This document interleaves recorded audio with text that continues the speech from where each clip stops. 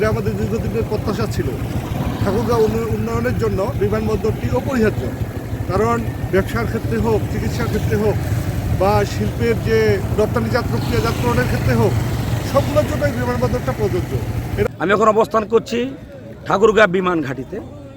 এলাকাবাসী দীর্ঘদিনের স্বপ্ন যে বিমান ঘাঁটিটি চালু হবে। প্রতি বছরেই কিছু না কিছু মন্ত্রী আসে পরিদর্শন করে চলে যায়, কিন্তু এবার ঠাকুরগাঁয়ের যে এলাকাবাসীর দীর্ঘদিনের স্বপ্ন যে মন্ত্রী এসে এবার উদ্বোধন করবেন, সেটি ভিন্ন কথা। আসলে আমাদের ঠাকুরগাঁয়ে ইতিমধ্যেই 3 জন মন্ত্রী এসেছে। আমাদের ঠাকুরগাঁও 1 আসনের মির্জা ফখরুল ইসলাম আলমগীর সহ 3টা মন্ত্রী কিছুক্ষণের মধ্যে আপনার পরিদর্শন করবেন এই বিমান ঘাঁটিটি কী অবস্থায় রয়েছে। আপনার সাথে থাকুন, দেখানোর চেষ্টা করছি।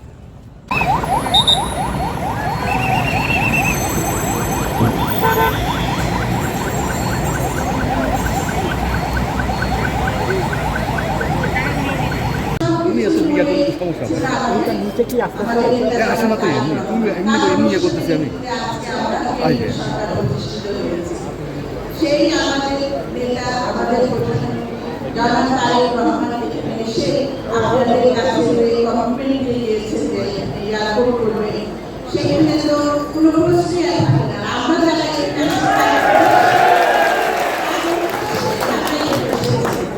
যারা আমি মনে করি আজকে আমরা যারা স্টেশনে বসে আছি তাদের কৃতিত্ব, আমি মনে করি আপনাদের কৃতিত্ব বেশি, কারণ আপনাদের ভালোবাসা, আপনাদের আন্তরিকতা, আপনাদের মূল্যবান একটা ভোট কিন্তু আমাদের আজকে এখানে দান করে দিয়েছে।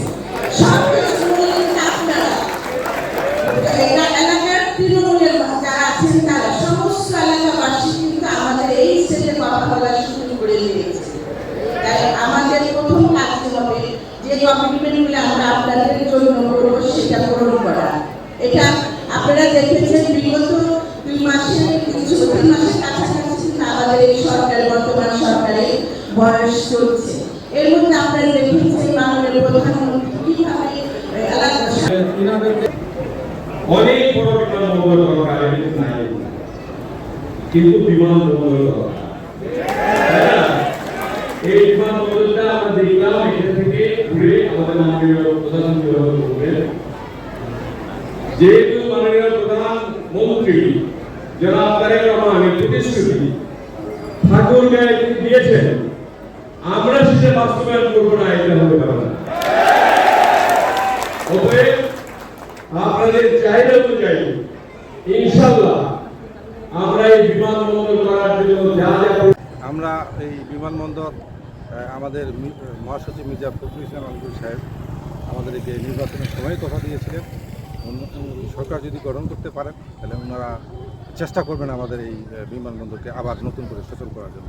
এই জন্য আমরা আন্তরিকভাবে খুব খুশি সবাই। এই জন্যই আমরা আজকে এই যে নতুন করে আবার এটাকে চালু করার জন্য এখানে আসতেছেন মন্ত্রী মহোদয় সহ দুজনেই, এবং আমাদের মির্জা ফখরুল ইসলাম আলমগীর সাহেব মহাসচিব। আমরা এই জন্য সবাই এখানে সমবেত হয়েছি। ইনশাল্লাহ আমাদেরকে খুব ভালো লাগতেছে। আমাদের এইটা অনেক দিনের দাবি ছিল, যেহেতু এটা পরিত্যক্ত ছিল। এখন আমরা যদি এটা চালু করে আমাদেরকে আবার ওই যান্ত্রিক যে ইয়াটা আমাদের এই উত্তরবঙ্গের, বিশেষ করে এই উত্তরবঙ্গের এটা একটা মহা দাবি ছিল। পাশাপাশি আমাদের মহাসচিব আজকে চালু উদ্বোধন করতে আসছে, আমরা মহা খুশি। আমাদের আনন্দই আত্মহারা। আজকে সবাই জনগণ আসছে, সবাই দোয়া করবেন আমাদের ঘাঁটি যেন চালু হয়, আমরা যেন সুস্থভাবে চলাফেরা করতে পারি। আমাদের মহাসচিবের অনেক অনেক ধন্যবাদ।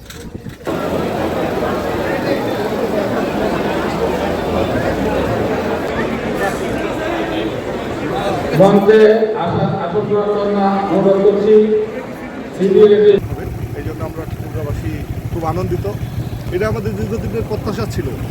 ঠাকুরগাঁও উন্নয়নের জন্য বিমানবন্দরটি অপরিহার্য, কারণ ব্যবসার ক্ষেত্রে হোক, চিকিৎসার ক্ষেত্রে হোক, বা শিল্পের যে রপ্তানিজাত প্রক্রিয়াজাতকরণের ক্ষেত্রে হোক, সবগুলোর জন্যই বিমানবন্দরটা প্রযোজ্য।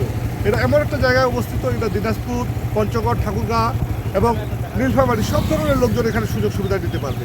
তা আমরা আশা করি এর আগে বিগত সরকার এই কাজটি করতে পারে নাই। আমাদের স্থানীয় সরকার মন্ত্রী যেহেতু আমাদের ঠাকুরগাঁয়ের, আমরা আশাবাদী যে এবার আমাদের বিমানবন্দরটা অবশ্যই চালু হবে ইনশাআল্লাহ, এবং ঠাকুরগাঁওবাসী এটা সুফল ভোগ করবে এবং পার্শ্ববর্তী এলাকার লোকজন এটা সুফল পাবে ইনশাআল্লাহ। এটা অনেক একটা উপকারী একটা জিনিস। আমাদের ঠাকুরগাঁ অনেক উন্নত থেকে উন্নত হয়ে যাবে ইনশাআল্লাহ। সব কিছুর জন্য বিমানবন্দরটা প্রয়োজন। আপনি মেডিকেল কলেজ করতে চাচ্ছেন, আপনি ইউনিভার্সিটি করতে চাচ্ছেন, আপনি একটা বড় স্টেডিয়াম চান, আপনি এখানে ব্যবসা বাণিজ্য করতে চান, কেউ তো সহজে এগিয়ে আসবে না যদি আপনার যোগাযোগ ব্যবস্থা ভালো না থাকে। এখন তো লোকজন ভালো কিছু চায়, যারা বড় বড় শিল্পপতি, কোটিপতি, যারা ব্যবসায়ী, ডাক্তার, তারা চায় কীভাবে